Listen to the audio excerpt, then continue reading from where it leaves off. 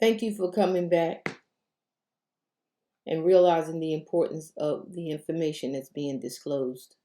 The last thing I spoke about in video one was how abusers and victimizers control their situation by concealing their actions and identities. One of the things that happens when there's a question of their identities being exposed is there's an attack on the victim, the complainant. They preemptively try to get ahead of everything by narrating the story to their advantage. They commonly challenge the credibility of the person doing the disclosure, the victim, the person being abused. So it's important that I establish my credibility here. What you see on the screen is some of the things that I was involved with, my education and wards accomplished at Shaw. And this was only at Shaw, but I've worked at 2 other military installations. So, as a Black female over the age of 40, working at Shaw Air Force Base, there's a number of different challenges that you have to deal with. Now, some of the things are so commonplace and pervasive at Shaw. You've seen a number of different stories about the racial behavior in the military. So let me start by saying that I'm going to give you a quote from the first line supervisor, the defendant that's in this case, one of the defendants. I'm going to quote her words verbatim. She put this in my career record. So I have to mention my record has been exemplary for my entire civilian career, with everything that affirms that: awards, bonuses in money, bonus in time off. So let me get into what's here. You have a white female that's the first line new supervisor, defendant, with a history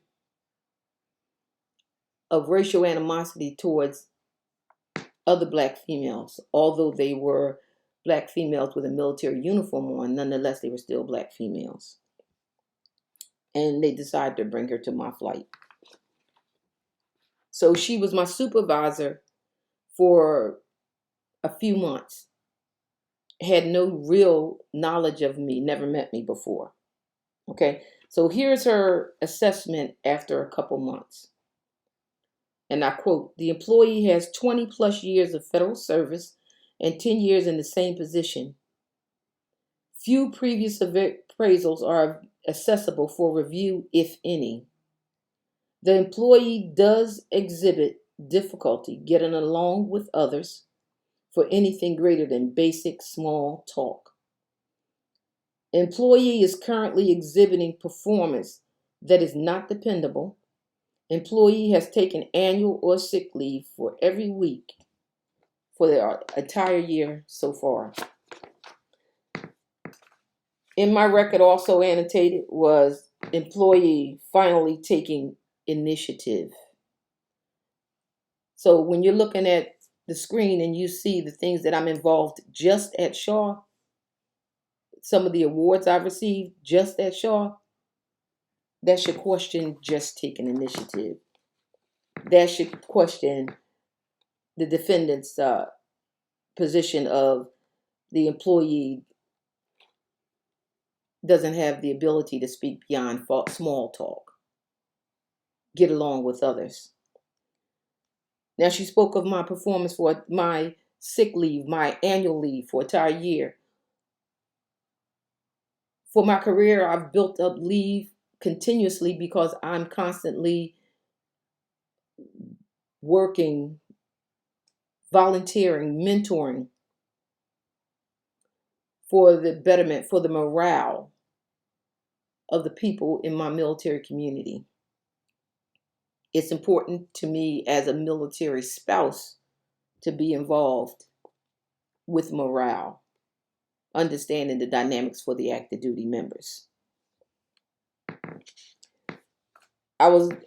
If you take a look on the full paper, you'll see Air Force University Emergency Leader. In parentheses, that says if reserved for GS9 and above. That's a special leadership program from Air University in Alabama. That program is far beyond my pay grade to be in that class. Yet the leadership at Shaw felt that they wanted Mrs. P, which is how they identified me, in that class. It was important. Now, during my time at Shaw, these were the only things I was doing. I was a member of the African American Heritage Committee or Black Heritage Committee. That entity wasn't a direct part of Shaw, but we were located on Shaw. I was a member and became president. So a couple things happened.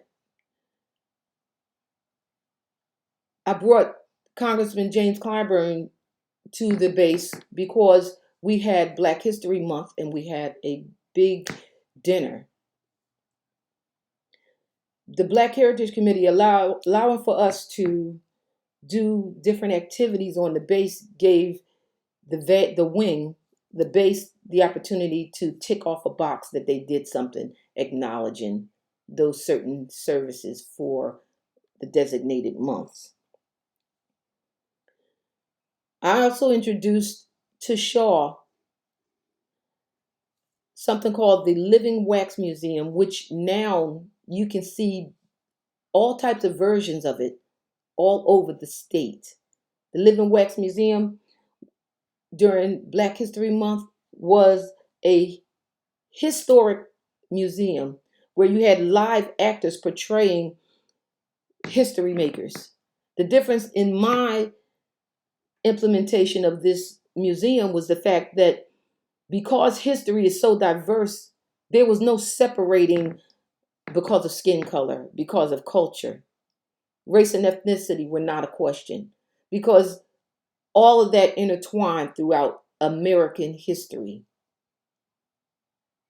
So when you came into the Living Wax Museum is what it's called, you saw a barrage of races and ethnicities, all playing some role in that part of quote unquote Black history. So it was the encouragement of cultural interaction that was also a problem. You have white females telling me, "Oh, you and your husband are just trying to be power couples. You're learning too much. You're trying to do too much." If you're an African American, a Black person, and somebody that's white says that to you, how big of a dog whistle do you need to understand exactly what they're trying to say? But I wanted to make sure everybody understood this is my credentials, who I am. Some of the activities that I've completed on that installation are far beyond just what you see on the paper. Far beyond it. And again, as I said previously, the things that you'll hear, the allegations that's being made through these videos, there's evidence. And if Shaw Air Force Base feels that any of these allegations are false and have no merit, I challenge them to speak publicly about it. No hiding in the dark. Speak publicly. A couple things to clarify.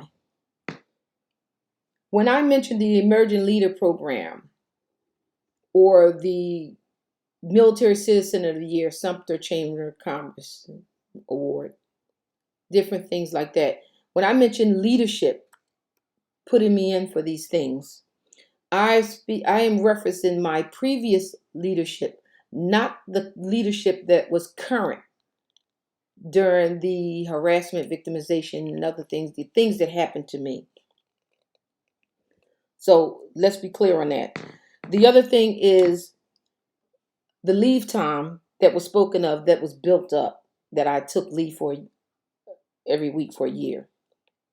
Well, when you're heavily involved in things, your leave builds up, so you have use or lose that has to be taken care of.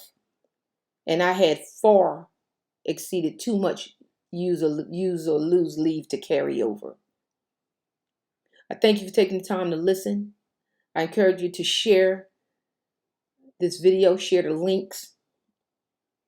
Additional information is always going to be available at the end of the videos.